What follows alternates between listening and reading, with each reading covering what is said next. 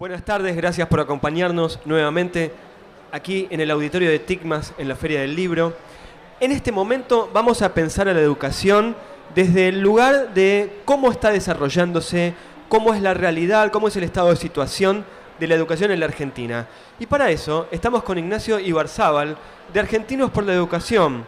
Argentinos por la Educación podría decirse que es una suerte de monitor que evalúa continuamente la situación escolar, la situación del aprendizaje en la Argentina. Ignacio, primero que nada te agradezco muchísimo que vengas. Recién me decías que además ayer tuviste el casamiento de tu hermana, así que 2 veces gracias por venir. Pero en principio, antes de meternos en los datos duros, los informes que ustedes relevan, etcétera, quería preguntarte sobre cuál es el objetivo y cuál es la forma de llevarlo adelante desde Argentinos por la Educación. Dale. Bueno, muchas gracias, Patricio, a vos y bueno, a todo TICMAS por la invitación. Un lujo estar acá en el último día encima. Bueno, nosotros en Argentinos por la Educación tenemos un propósito bastante ambicioso y apasionante, que es generar un espacio bien amplio para contribuir a transformar, a mejorar la educación en nuestro país. Venimos hace pocos años dando pasos en este sentido.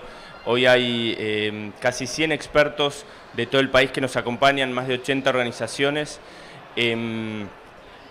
dirigentes, directores, docentes y cientos de familias en todo el país. Tenemos capítulos de familias por la educación en todo el país. Y bueno, estamos con esta misión de fomentar un movimiento por la educación que creemos que hoy es muy necesario y haciéndolo con un matiz, con un cariz que para nosotros es muy importante, que es con una mirada muy plural. Básicamente porque creemos que la educación puede ser una gran solución para muchos problemas o desafíos que tenemos en el país, pero que a la vez vemos que atraviesa muchos problemas y tenemos la convicción de que estos problemas que son de todos, o los solucionamos entre todos o no. Entonces de ahí que también generamos como esta articulación tan amplia con una mirada de mucha pluralidad. Esta idea de monitor o contralor ¿despertó al principio alguna señal de alarma? Al contrario, ¿se abrieron todas las puertas? ¿Cómo es el trabajo cotidiano? Decís 80 especialistas, me parece que es un número bastante relevante y, bueno, bastante relevante para un país como el nuestro también, ¿no? Sí, ahí nosotros, dentro de Argentinos por la Educación funciona un observatorio. A nosotros lo que nos gusta decir es que digamos, observamos lo que sucede con los datos y con los indicadores educativos y trabajamos mucho con un eslogan que nosotros decimos: lo que no se mide no se mejora, ¿no? Y un poquito con ese concepto lo que queremos transmitir es que sin datos, sin información, sin mediciones, es muy difícil saber si estamos bien, si estamos mal, si mejoramos o no. Entonces para nosotros, tanto dentro de la organización como con la mirada sobre la educación argentina, es muy importante siempre manejarnos con información. Trabajamos en 3 ejes, uno es este de datos que trabajamos del observatorio, otro de acuerdos y otro de movilización social, pero bueno, la verdad estamos muy contentos que desde este de los datos hemos logrado una presencia pública muy importante con los informes que producimos y en definitiva lo que más nos importa, que es lograr que la educación esté en la agenda pública, ¿no? Me voy a quedar con la idea de lo que no se mide no se mejora, pero en general, cuando uno habla de, por ejemplo, educación en la Argentina, otros temas también, pero sobre todo en educación, lo que mide siempre da malas noticias. Y lo pienso por los informes que ustedes tienen en la página web. Por ejemplo, hay un informe del que ayer habló acá Mariano Nadorowski, que dice que solo el 16% de cada 100 estudiantes termina la secundaria en tiempo y forma, en tiempo y con los saberes esperados.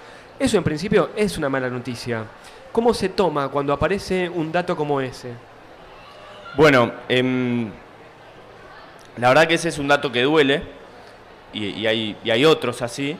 Y vuelvo a lo de que hay que entender los datos para entender dónde estamos parados y de ahí buscar mejorar. Y la verdad es que hoy los indicadores sobre la educación argentina plantean un desafío muy grande, ¿no? Se viene hablando de la tragedia educativa, el colapso de la educación. Nombrase este dato, el año pasado estuvieron las pruebas CERCE que también mostraron que estamos por debajo del promedio de la región en distintas materias. Entonces, estos datos muchas veces generan indignación, porque yendo a lo que preguntabas, pero nosotros creemos que en la medida en que podamos canalizar esa indignación positiva, de manera positiva para buscar los cambios que necesitamos, esos datos pueden ser como un combustible de una buena dinámica, ¿no? Claro, quedarnos con la ira, ¿viste? No alcanza. No. Pienso en esa frase que dicen, decir no basta, ¿no? Hay que movilizarse. Tal cual, tal cual. Si querés ahí, haciendo por ahí una reflexión sobre ese dato que decías, ahí desde el equipo del observatorio crearon este índice que trae este dato del 16 de cada 100, solo 16 de cada 100 terminan en tiempo y forma la escuela. Y nos llama mucho a la reflexión de qué está pasando con nuestra educación, porque siempre discutimos el tema de la inversión, pero de todas formas es una inversión significativa y estamos poniendo, hay todo un dispositivo que es la escuela que está en pos de generar que en determinado tiempo los pibes, los chicos, las chicas obtengan ciertos aprendizajes y eso no está pasando, ¿no? Entonces es un dato que realmente nos lleva a cuestionar el sistema educativo y hay otro que va a la par de ese que tiene que ver con quiénes son esos 16 y lo otro que indagamos nosotros es que esos 16 son en mayoría estudiantes de nivel socioeconómico alto que van a escuelas privadas y cuyas madres tienen nivel educativo superior, o sea, es decir, universitario. Entonces, no solo no estamos logrando lo que nos proponemos con el sistema educativo, sino que además no estamos siendo efectivos en la pelea contra la desigualdad. Entonces, en ese sentido, sí, a veces los datos son muy desafiantes, pero bueno, es mejor conocer la realidad que no. En ese índice me quedo con una pregunta más y después pasemos a otro de los informes, porque realmente los informes de Argentinos por la Educación son muy ricos en cuanto a la imagen que da, ¿no? Y no me parece más una película que una foto lo que ustedes desarrollan. Pero en ese índice también hay una mirada provincia por provincia o distrito por distrito, si consideramos Cava, donde Cava tiene un altísimo número, 33%, Córdoba por arriba del 20%, pero después el resto del país tira para abajo. Argentina es un país de desigualdades, lo sabemos.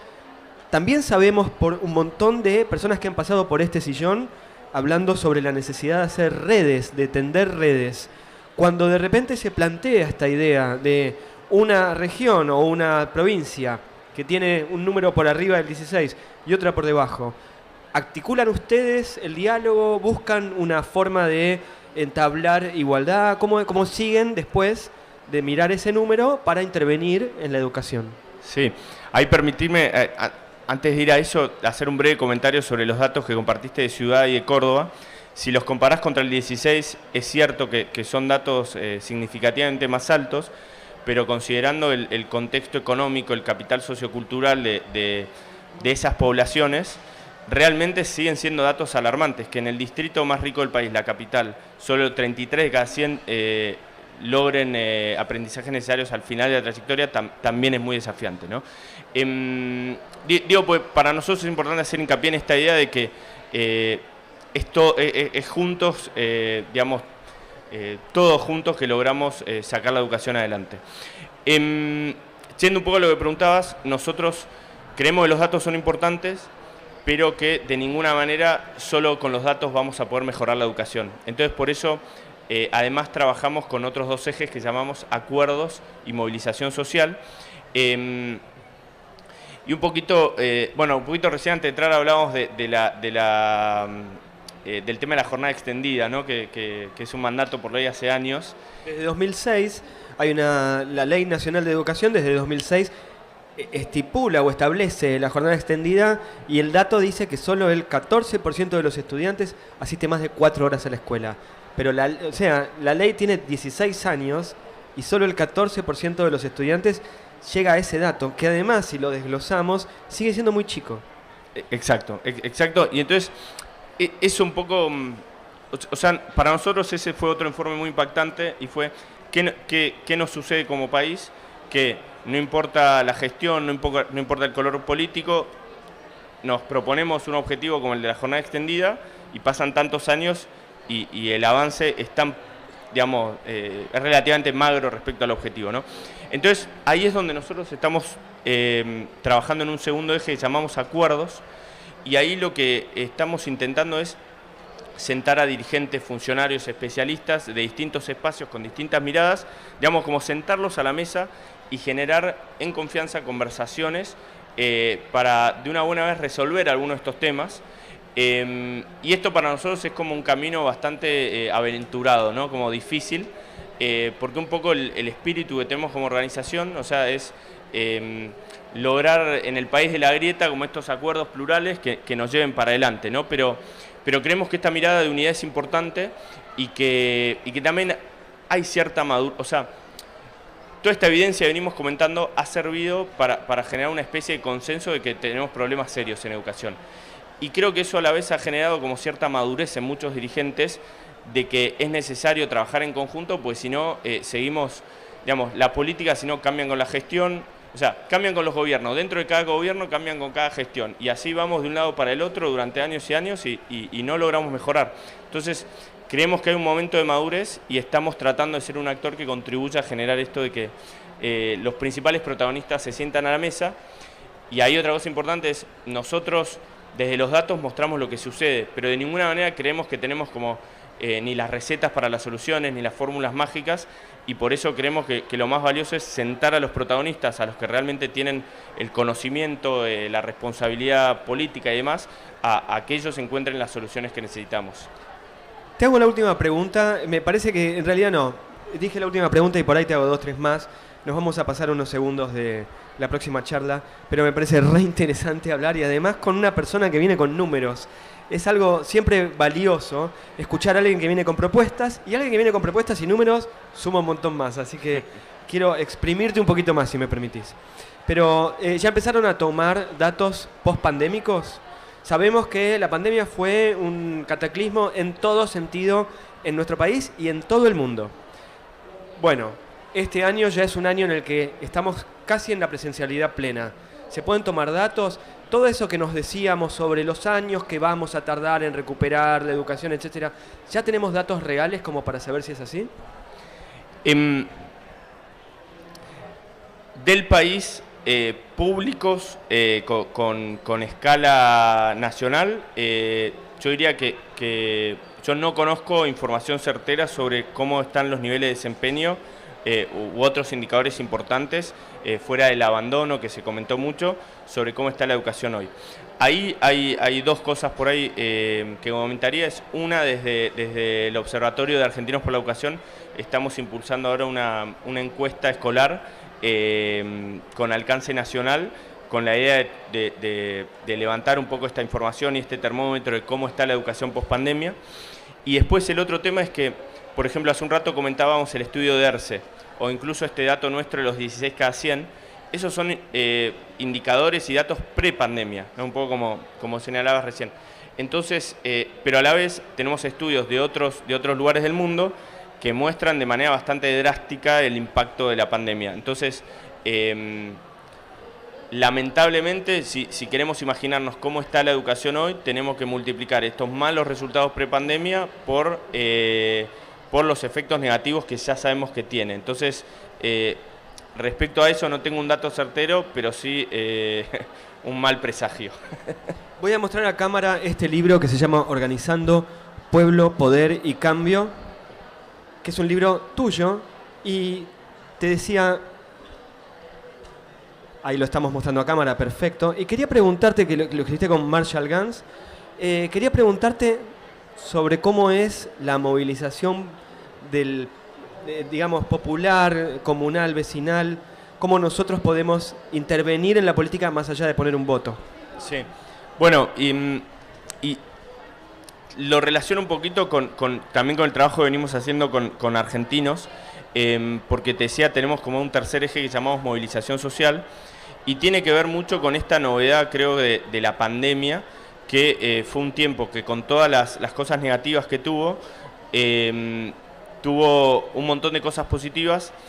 Dentro de ellas, bueno, por supuesto el compromiso de los docentes, que eso también lo medimos y fue algo que en todas las provincias del país todos los padres destacaban mucho que en los peores momentos de la pandemia los docentes sostuvieron como un compromiso muy alto para seguir con la formación de los chicos. Pero bueno, el otro tema, como quizás la gran novedad que trajo la pandemia, fue esta participación tan activa, la movilización tan grande de familias, ¿no? Y ahí nosotros lo que creemos es que desde toda la ciudadanía, nosotros pensamos que para cambiar realmente la educación no alcanza con pedírselo, o con dejárselo a los dirigentes. O sea, la educación es demasiado importante para no comprometernos de los distintos sectores de la sociedad. Entonces, trabajamos para que esté en agenda, pero también creemos que la ciudadanía en general y muy particularmente las familias tienen que seguir levantando la voz para lograr mejoras en la educación, o sea, tanto colaborando en la escuela a nivel particular como a nivel municipal, provincial y nacional. Entonces, un poquito de lo que se trata el libro, pero también es lo mismo que tratamos de hacer en Argentinos por la Educación con la red de familias por la educación, es desarrollar líderes en las distintas comunidades, ayudar a que distintos liderazgos crezcan, generar comunidades alrededor de esos líderes y después lograr activar esas comunidades para generar los cambios que necesitamos. Ahí siempre decimos que lo que buscamos es que estas comunidades logren acceder a los recursos que tienen para convertirlos en el poder que necesitan para lograr los cambios que quieren. Entonces, de eso se trata un poquito la acción comunitaria y es un poco un eje donde nosotros trabajamos mucho con familias, puntualmente en educación.